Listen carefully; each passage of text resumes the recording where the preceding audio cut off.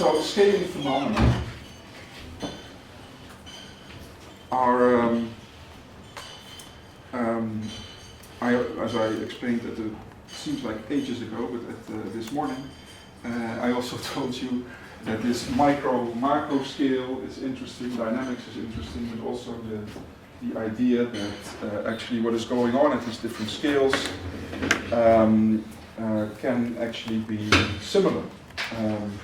And then that's what in very general terms is called scaling phenomena. And it's associated with an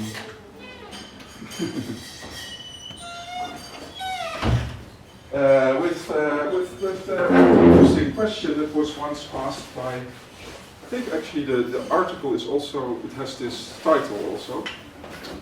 So how long is the coast of Great Britain? Sounds like a simple question, maybe. I don't know. What would you do to measure this, if you wanted to know? Well, yeah. Well, I suppose the answer Mandelbrot says is it depends on the length of your measuring stick. Yes, exactly. It approaches infinity when it gets small. Yeah. So, turns out if you would decide to take a measurement stick of a particular size, which we will now call the scale, and you lay it around the coast, and yeah, you get a particular number. It turns out that the number you get here is actually dependent on the size of your measurement stick. Right? So if you take a smaller stick, in this case you will get a higher number, and if you take it smaller, it will be higher again. And this continues, and the thing is, it doesn't continue in like a random fashion, but there's actually some systematicity to this. So it systematically depends on the size of the measurement stick that you would use.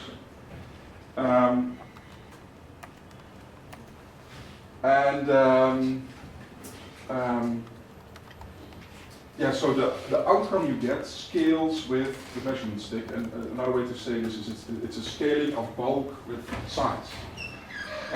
So indeed you gave the right answer, right? So the formal answer would be there is no characteristic scale at which the length of the coast of Great Britain can be expressed. So you cannot give one value for this. The only thing you can do is say, well, this depends on, there's something more you can do than just say, well, that depends on the size of your measurement stick. Because you can express this scaling relationship between the size of the measurement stick and the outcome you get. Yeah, so this is Mandelbrot in 1967. How long is the coast of Britain? And so if you plot these things on a double logarithmic plot, so the scale here is now, it's saying 1, 1.5, 2, but what you actually have to read here is this is 10 to the power of 1, 10 to the power of 2, 10 to the power of 3, so we're moving in powers here, but we're also moving in powers here. Right? Here is the outcome, the total length in kilometers, and this is the length of the line segments that you would use. So if I go one step in this direction, I'm taking a power step, right? And if I go here, it's also a power step. So these things here that you see are called power laws. So here we have the coast of Great Britain, and it's kind of interesting that, yeah, if you take one step here and there, this is a linear relationship. So you see these power law relationships that turn out to be linear in logarithmic coordinates. And you can see there are some differences here. So the South African coast is actually, there's no power law there. So it doesn't really matter if you which line segment length you take, you will always get the same outcome. And that's very much like what you would get with a circle. And if you have a circle and you do the same exercise, well, at this point the line segments would become too large to sort of fit around the circle. But yeah, you know, for a nice range, you get that it doesn't really matter. There's no dependence here of the size of the line segment to the outcome you would get. And if that is not happening, you would say there's no scaling relation, right? There's no scaling relation. So that's the case for the South African coast. Australia, a little bit. Well, it's not exactly the same. But, well, most of these coasts here do have a scaling relation. Okay, so this is also sometimes called scale invariance. And if you look in nature, you'll find that there are actually quite a lot of these scaling relations. So, for example, the magnitude at which the magnitude of an earthquake and the frequency of occurrence of earthquakes has a specific region here that is actually a scaling relation. And so what this means is that the earthquakes that are very infrequent are the highest power earthquakes. Makes kind of sense. But it's not just a simple linear relationship. It's a power law, which means that every step you take in less frequent means that it's going to be exponentially worse in terms of the damage and the destruction. So that's always when they talk about these things is that they talk about the scale for earthquakes is a power law. At least that's usually what you hear then. The distribution of mass in the universe, it's the same thing. If you observe at a larger resolution, you will find larger densities, and these are not simple steps that you take, but you're taking steps in terms of power. So it's a power law. Yeah, there's also a relationship between the things that we talked about, so the growth functions, the growth processes, and scaling. So a very famous one is Moore's law. So Moore predicted that if the speed of innovations in cramming more components onto integrated circuits kept up, this is from the original article. So here you have the year basically, and this is the number of components per integrated function. And then you would have to, these things would have to keep up. So the technological development here would have to really continue along this power law, and the idea was that we were never going to be able to do this, right? So in the original article there was this nice, this was hilarious. Because if Moore's law were to be true, if you would be able to keep up with that, you would have the insane situation that at the market they would be selling computers or stuff like that, right? Which is, of course, was insane in that time. But I mean, yeah, these are Dutch or Aldi. You probably also have Aldi, but if you look in the Aldi, your marketplace, right? You can buy computers. And here, look, robots, right? So we're still, I think we're still keeping up with Moore's law pretty well, and it actually came true.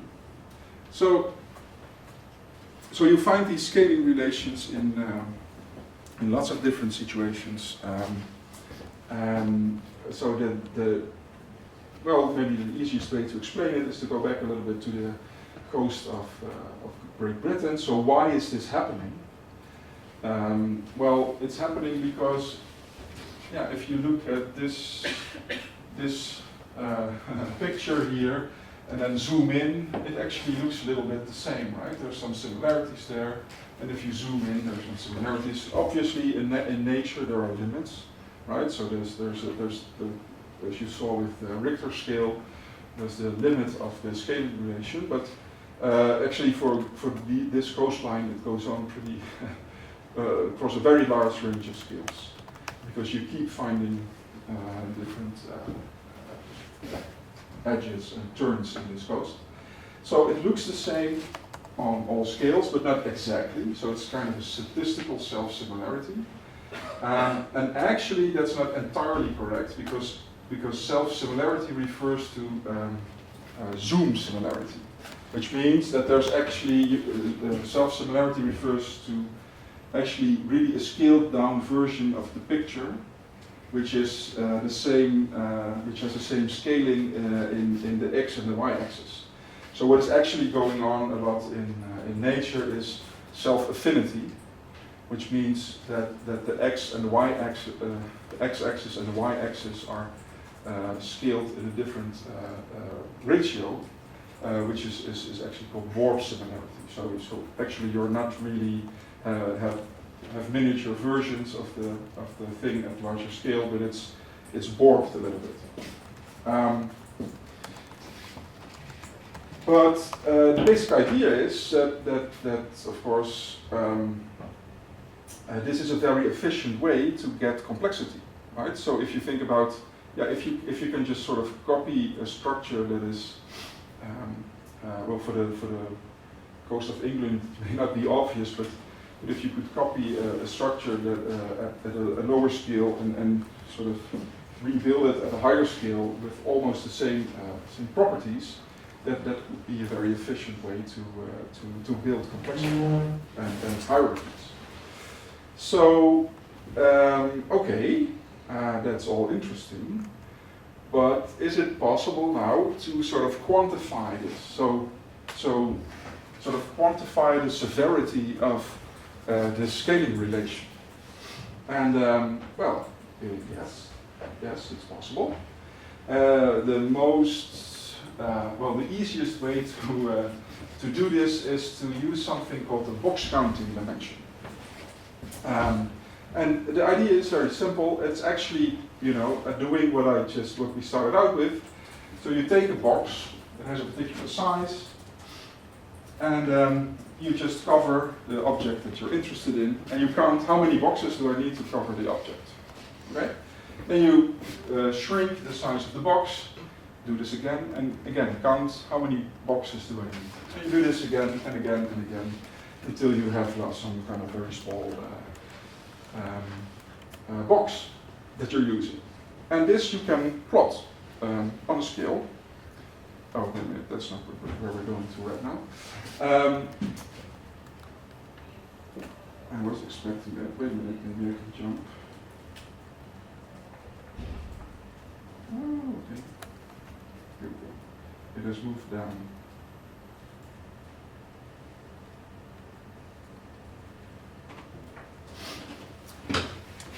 Let me just check it, because otherwise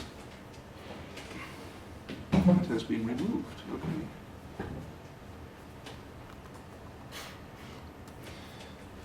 Okay.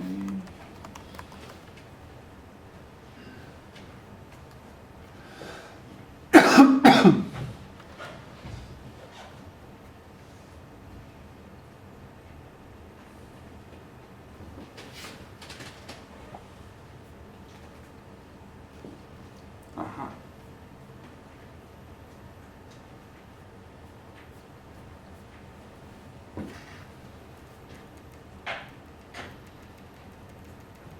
Okay, that's my bad. I think I just threw it out. Nope. Sorry.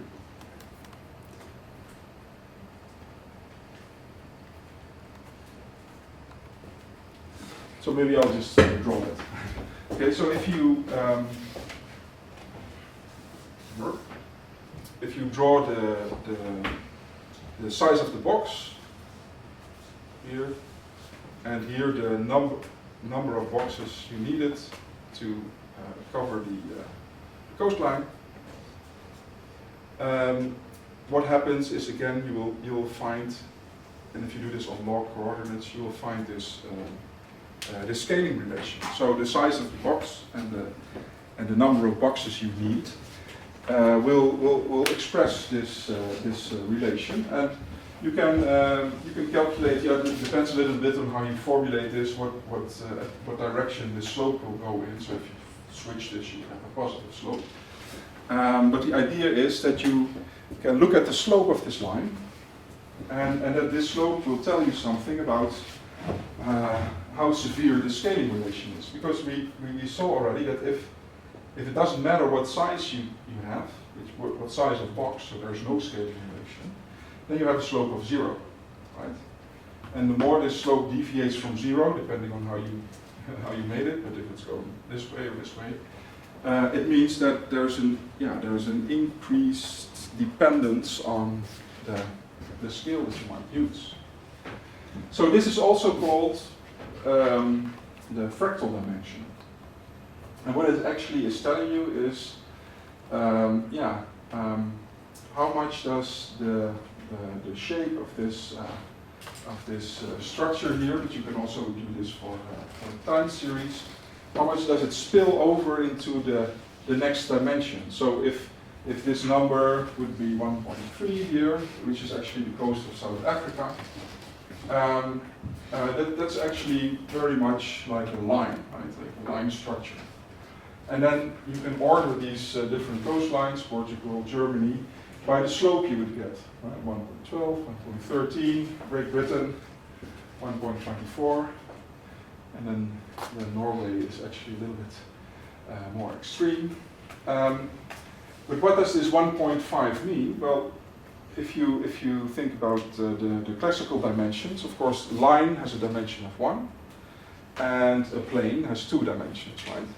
So this ordering here from 1 to going towards 2 is actually representing something that is more line-like if it's close to 1, and more plane-like if you move further out to 1.5. And what you can already see is that the things if you're talking about time series, the things that will sort of color your screen black if you plot it. So this is usually the white noise, right? So white noise is actually exactly in between a line and a plane. So the fractal dimension for white noise is 1.5. And this is more like the random walk that we looked at, right? Brownian motion. And Brownian motion has like a fractal dimension of which is very close to 1.1. So it's very much line-like. Okay, so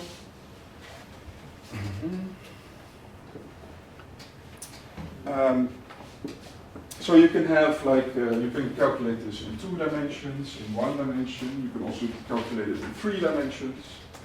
But then you don't use boxes, but you use cubes, or you use spheres, or blankets, or I don't know what they figure out. But so, for instance, a cauliflower has a fractal dimension of 2.3. What does this mean? That means that's the surface area. Right? So if you would calculate the surface area of the cauliflower, it has a dimension of 2.3. So it means it's not really, the surface area at least, is spilling over a little bit into a 3-dimensional structure because of all the curves and all the windings that are going on. And if you look at the surface area of the human lungs, then you might understand what this actually means. So the surface area of the human lungs, which is supposed to be 2D thing, if you do this cube counting thing, it actually gives you a fractal dimension of 2.97. So this means that the surface area of the lungs behaves as if it is almost a 3-dimensional object. And so it optimally fills 3D space. And why is this important? Well, we want to expose as much of the surface of the lungs to the air that we breathe to extract the oxygen. Right? So that it's completely optimized for extracting oxygen from air. And so the surface area behaves almost as if it is a 3-dimensional structure. So this is what I find very interesting. The surface area of the human brain is also very close to 3. And why do I think that's odd? if you believe that neurons are the, let's say, the thing that makes this computer work or run, then you would think it should be optimized for filling as many, stuffing as many neurons in there, just like Moore's law, right? Cramming more components on the electrical circuit means that you have more computing power and you can do more things. But it turns out it's actually the surface area that's optimized. I don't know why. Maybe you know why. I don't know. It must mean something, because you don't get this type of fractal dimension just by accident. I mean, there must be a reason for it. So maybe it's not the number of neurons, but the way they're organized that is important. So what was the end time for today? Do we? I think it was like 10 more minutes. Yeah, thank you. Okay, so let's apply this to different types of time series you might encounter. So I've ordered them here along their fractal dimension, basically, and you can see, well, this is very line-like, right? And then it becomes, this would be like random walks. This is the famous one of ref scaling, that maybe I can talk about it a little bit more tomorrow. White noise and then blue noise. If you would calculate the fractal dimension here, you would go from 1 to 2. So now what we need is a method for calculating the fractal dimension of these 1D dimensional structures. And so that is, there are also assignments of that. I already told you that is kind of optional. But the idea is actually very much like the box counting idea, at least some of these techniques are. So there are more sophisticated things where you would use spectral analysis, but this is one of the most simple ideas, I guess. This is called standardized dispersion analysis. And the idea, so behind these blue stripes here, you can see I have white noise, right? Yeah. So what do? Well, you divide your time series into bins of a particular size. That's the equivalent of what you would do with the boxes. So here we have bins of 64. And what does this standardized dispersion analysis do? It just says, okay, I'm going to calculate the mean within this bin, right? And I'm plotting that here. And I'm doing this for the next bin and for the next bin. So we have here a number of bins, and these things here, they represent the means within this bin. And these bins were all size 64. So that's actually our scale. That's the scale of our measurement unit. And then what is this analysis doing? It's taking the standard deviation of these means, and it's plotting them as the outcome, as the measurement outcome. Okay, so for a lag, for a bin size of 64, for a measurement stick of 64, we get this standard deviation. Okay, so yeah, so those are the means, and then we take the standard deviation and we plot it on this. So here we have the size of our bins, and here we have the outcome of the standard deviation expressed on a log scale. So I've already done this here for 4 and 6 and 8, and you can see there's this pattern emerging. So I can increase the bin size, we'll take 128, and then this happens. And then even larger, what you can see is that the difference, and this is white noise, remember? So the larger the scale, the larger the bin size, the less deviation there is among these means. That's actually what you would expect for a random process, which is stationary. We should get the larger the sample we take, right? The less variation there should be in the different means. It doesn't really matter where you look in this random white noise. There's nowhere a correlation. So this now you can calculate the slope of this line, and this represents then the scaling relation. So let's take something that's not white noise. So this is pink noise, or 1/f noise. yeah, you can do the same thing here, and you can see that the drop in the variation with increasing bin sizes is much less than with white noise. So here you have the situation that if you increase the bin size, it's actually not then reducing the variability very much, right? There remains variability, and if you look at this, it's obvious to see why. It's because there's a kind of slow wave in here, and here in this bin size, you just, by coincidence, you have a higher level than in the rest of the series. And then if you would take something that's very line-like, so this would be one of those random walk types of things, then this will be even worse, right? So this actually is not going down at all, this standard deviation.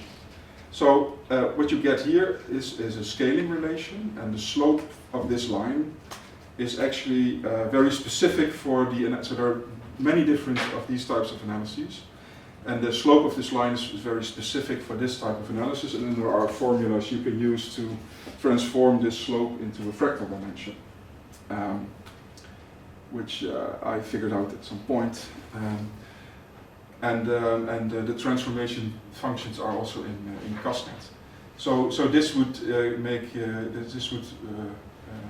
I think the formula for this one is very simple. It's 1 minus the slope. So you would have 1 minus the slope of almost 0, which gives you a fractal dimension of almost 1, which is correct, of course, for this Brownian motion. Now, so what does this mean? What does it mean to have scaling relations in your data? So, and remember, these scaling relations are related to long-range correlations that might be in the data. So anything that is really not describable as a random process probably has some kind of power law or some kind of scaling relation in it. What this means is that this does not apply anymore. Right? So what we're used to think is if you take a sample of data points and then increase the sample, what you will get is, if the sample size is small, right, you have some fluctuations if you calculate the mean, but if once you have enough data, you will approach this true value of the mean. But the thing is, if there are scaling relations in your data, there is no characteristic value for this, because this value really depends on the size of the measurement stick or the size of the time, observation time, for instance. So you can get these kinds of things. So the more data you get, yeah, the more different your your outcomes will be, or less, because these things also exist. So what the mean and the standard deviation actually are for, let's say, well, observations or observables or processes that do not have scaling relations, they really represent the long-term behavior of this process. And you can be fairly certain, if there's no scaling relation, that if you wait long enough, you will indeed find a kind of true score or something. And what that means is that that process is, you can characterize that process on a characteristic scale which has a level, and the characteristic scale of fluctuation, which is the standard deviation.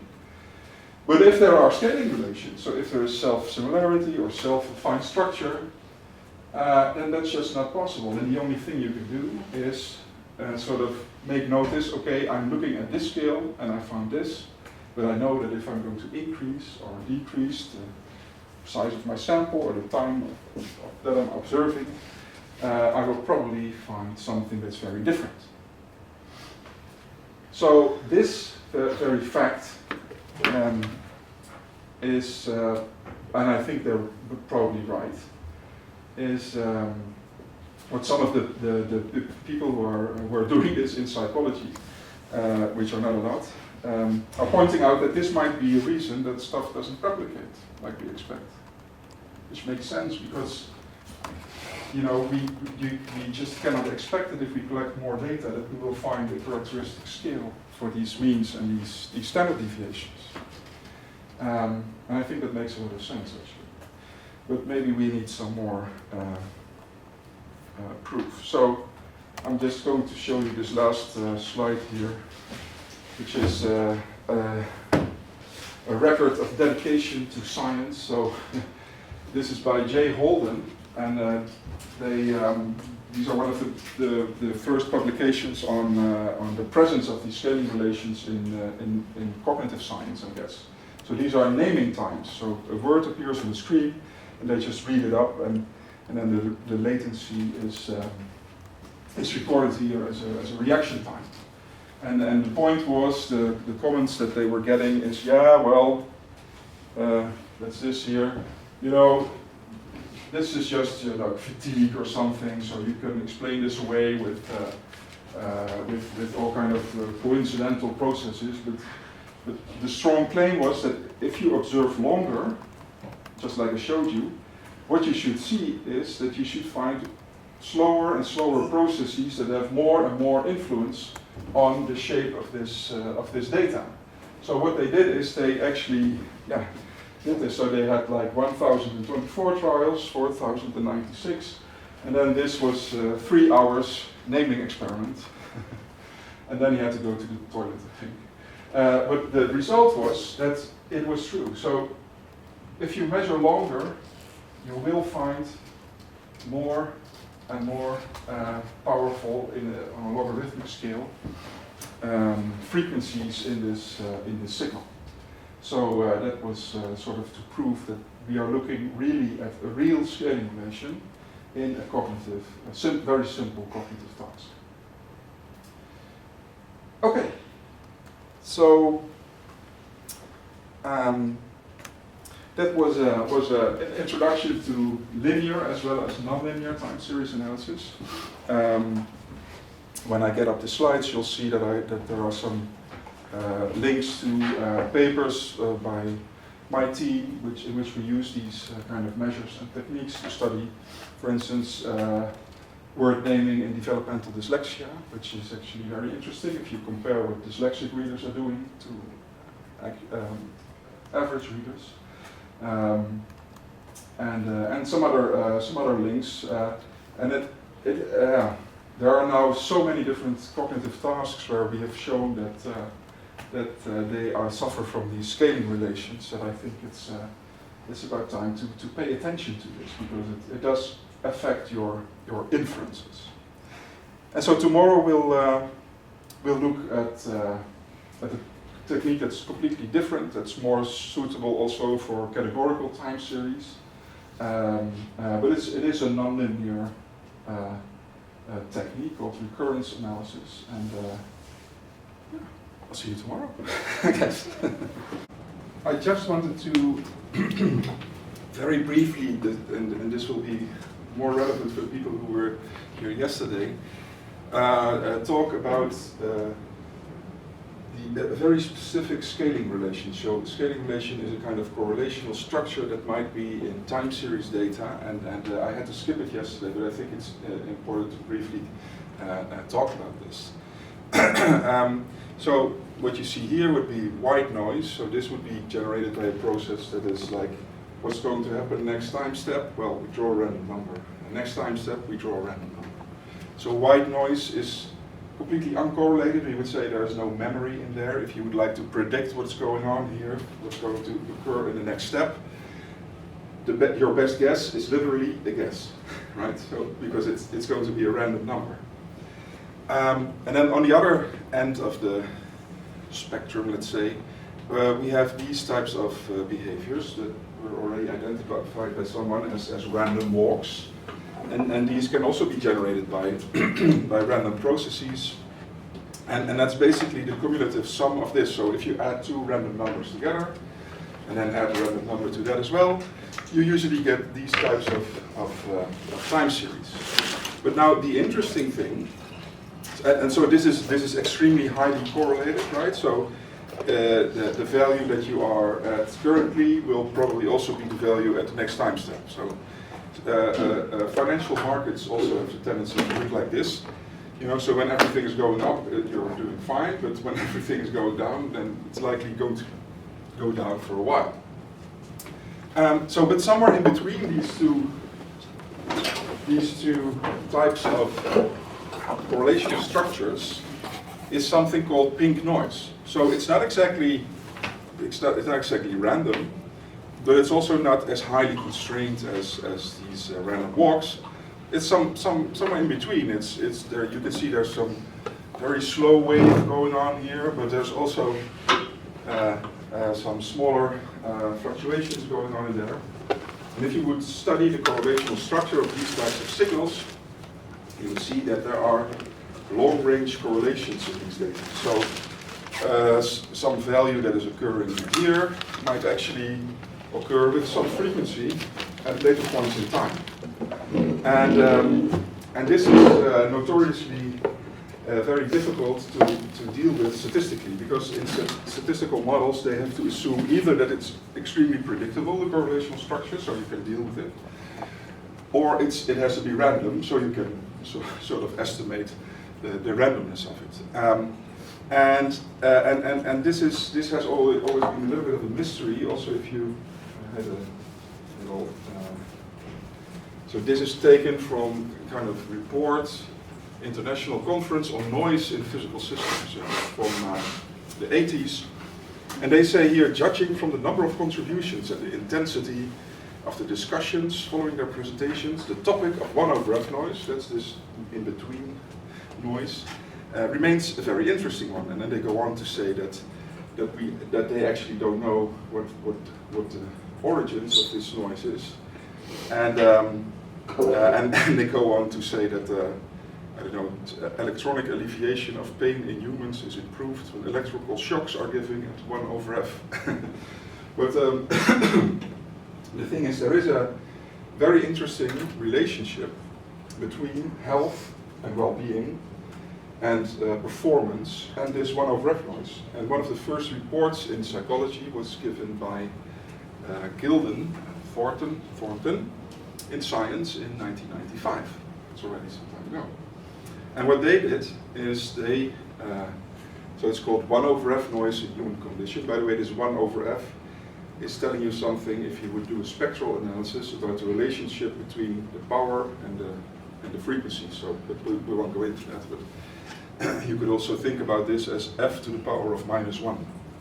So the power spectrum looks like it has a slope of -1.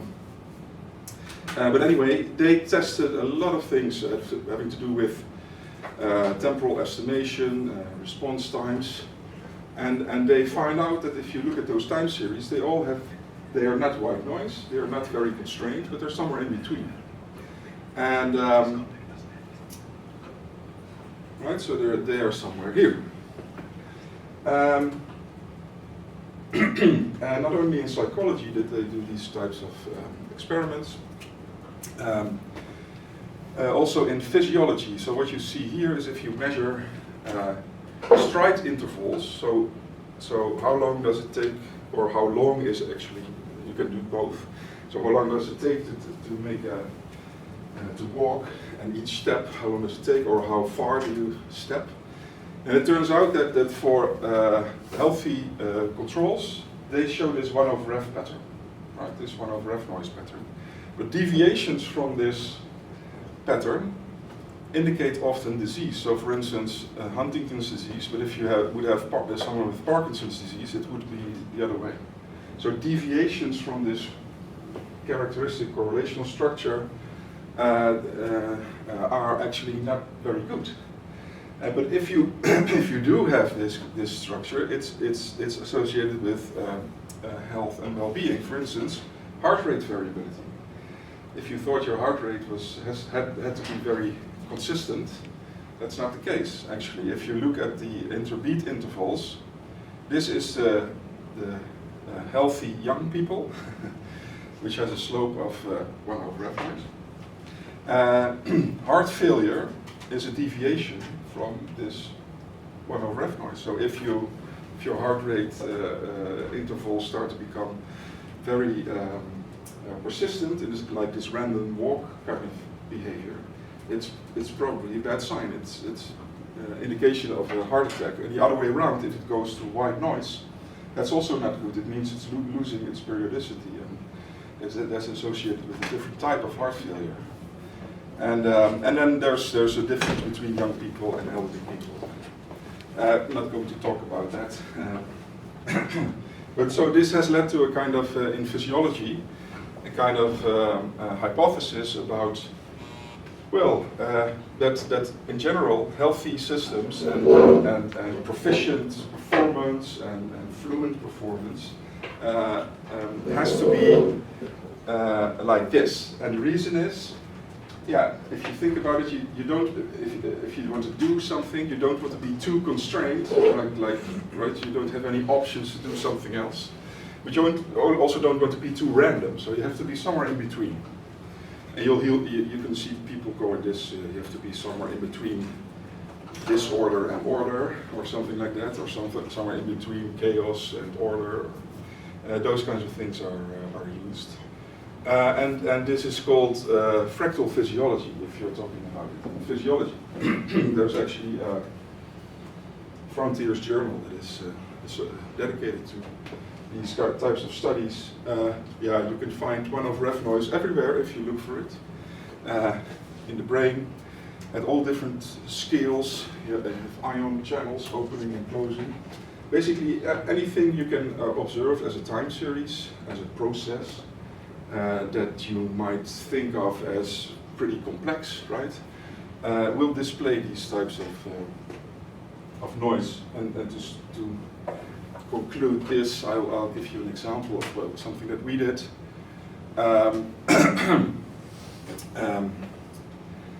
So we had, so I'm working at the Department of Educational Science and Pedagogy, so there's a lot of research on developmental dyslexia. Actually, this was one of the topics of my dissertation as well. So what did we do? We asked dyslexic subjects, not a very large group, but well, you'll see, the results are quite interesting, to do word naming tasks. Very simple, you have a word, appears on the screen, and read aloud this word. They weren't very difficult words, so the dyslexic readers could read it. And we also had average reading kids, 560 words. That's the reason why we don't have a lot of them. And they were instructed to be fast, but also accurate, and we report the naming latency. So you then have a time series of naming latencies, right? And the question is, well, how can we characterize this time series? And want to see, to give you like the overall results. What you see here is the characterization of the shape of the correlation structure of this time series in terms of the fractal dimension. So here you would have more like the pink noise, and there you would have the white noise. So it turns out, and what you see here is a standardized reading score. So this is their reading ability according to a standardized test. So you see the dyslexic readers are sort of more towards the white noise. Yeah, and the average reading kids, yeah, some of them are a little bit towards, but mostly they're deviating from this white noise pattern. And they're not just deviating randomly, they all line up a little bit if you line them up according to fractal dimension. So what you see here is not a correlation, but this is actually explained variance here in a linear regression, so 0.5. It's R squared there. And so the correlations here are very, they're 0.8, 0.9, very large. And so, and we've been doing a lot of these types of study with in a lot of different settings, and what you usually find is that proficient behavior, healthy behavior, fluent behavior is associated with this pattern. So, and one of the ideas about the origin of these patterns is that you need to have lots of interactions going on. So processes that are sort of emergent from this interaction dominant dynamics that we talked about. They typically display this one-off-ref noise and let's say systems that have too many degrees of freedom available to them will be more like white noise. You could also translate this into terms of stability, right? So if you have too many degrees of freedom, you might be in an unstable system. And over-constrained, so if you have too many fixed degrees of freedom, is also not right. Hi. Hi, I went to the wrong building. Okay. Sorry. You were not the only one. Oh, Yeah. no worries. Okay, so yeah, I think that's about the. Maybe just remind you of the consequences of this. So if you have this presence of one-over ref noise, it's not the case that if you collect more data, that you will get to some kind of characteristic value, right? Some kind of population value of a mean. And the reason for this is that if you have this correlational structure with these long-range dependence in it, it means that the process is not, you cannot define it at a characteristic scale, whether that scale is a mean or a scale of fluctuation, like a standard deviation. The only thing you can do is characterize how complex this thing is, right, in terms of its fractal dimension. But it's not the case that something like this exists. It depends on how long you observe this process or at what scale you observe it, but there's no guarantee that you will end up with a description on a characteristic scale. What you can sometimes do is that you can define like a boundary. So, okay, in between here we have the scaling relation, and then beyond it, it's like more like white noise, or it's more like random walks. But in general, this is of course a problem for classical linear techniques, because they assume that things are not correlated, basically. Okay, so that was a little bit of a recap from yesterday. I hope